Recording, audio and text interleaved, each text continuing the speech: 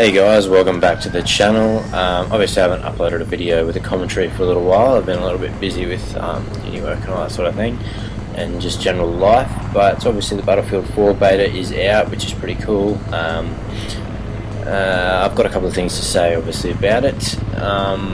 Generally the game is really good. Battlefield 4 is really fun. I can't wait till the full release of it. Yeah, just generally a really well built game, really well thought out, plenty of extra little features, add-ons to Battlefield 3 which make it definitely a game worth buying. Anyway, into the negatives of the game, I suppose. Because it is a beta, obviously there are glitches and things that need to be corrected, which is why they have them, so that's okay. Look, firstly this or sequence of clips I should say, is mainly just to demonstrate the importance of using the buildings in this map, especially because there's so many high rises, to avoid getting locked onto and taken out by either locked on RPGs or other lock on missiles launched from helicopters or whatever. Because it is obviously very easy to be shot down in this game because the regen time for the flares is so long. I'll get into that later, but anyway. Yeah, so that's basically what these clips are about. So yeah, look, well, I'll firstly go into something that I really don't like, is that there's no warning for the RPG lock-on. You only get a single tone when you have been laser designated, but it doesn't notify you when the RPG has actually been launched, which is what it does for any other kind of missile that's shot at you.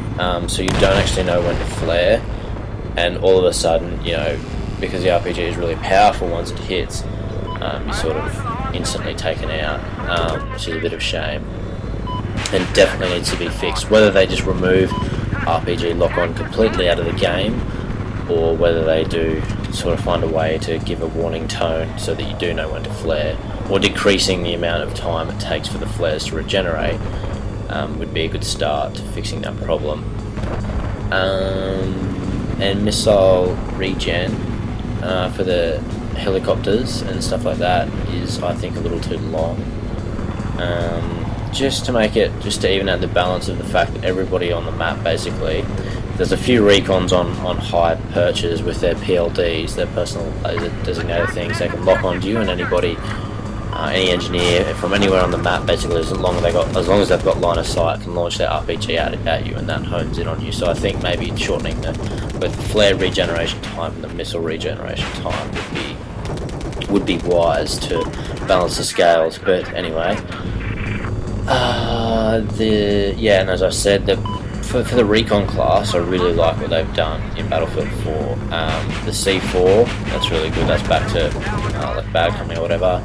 And the PLD, which is also really cool for finding the range of somebody you're trying to shoot at, or look through like dust, which is what happens when the fucking main building crashes down on Siege of Shanghai, which is really friggin' annoying. But anyway, I'll sort of talk a bit about that in a sec. But a major problem with the sniper rifle is the rego. It's really quite bad sometimes, and it's not just because of latency, it's just generally like somebody will be standing still and you'll see your vapor trail go through their head or through their chest or whatever, and there won't even be a hit marker or anything like that. So, and I've heard a few other people mention that it's a problem, so I'm not the only one. Yeah, so that will definitely need to be fixed to make it a well-polished game for release. Building destruction, now obviously not fully detailed in this game because it's pretty minimal, for Battlefield standards anyway. That will be released in the full game, I'd assume. Something that really annoys me about the map Siege of Shanghai, let me first say, I think it's a really great map. I think it's really well designed, plays really well, it's a lot of fun, but the main building, when it crashes down, like to be honest, I hate it. Like, all the dust everywhere, it reduces your visibility, it reduces the aesthetics of the map, and blah blah blah.